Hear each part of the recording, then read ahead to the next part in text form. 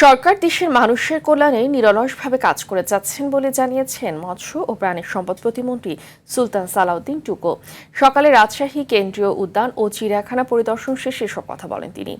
এ সময় তিনি আরও বলেন, ইতোমধ্যে ফ্যামিলি কার্ড ও কৃষক কার্ড বিতরণ, খাল খনন, দেশব্যাপী বৃক্ষরোপণ কর্মসূচি, কৃষি ঋণ মওকুফ, ইমামদের সম্মানী প্রদান সহ বিভিন্ন জনকল্যাণমূলক কর্মসূচি বাস্তবায়ন করেছে।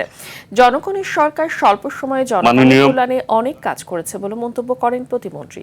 বর্তমান সরকার একটি নির্বাচিত সরকার, জনগণের সরকার। মাননীয় প্রধানমন্ত্রী রাত দিন কিন্তু উনি পরিশ্রম করছে জনগণের জন্য এবং জনগণের কল্যাণের। যে জায়গায় আমরা কোনো অনিয়ম পাচ্ছি সেই অনুযায়ী আমরা পদক্ষেপ নিই। কাজেই আমরা আমাদের সর্বোচ্চ দিয়ে চেষ্টা চালিয়ে যাচ্ছি জন দুর্ভোগ কিভাবে লাঘব করা যায়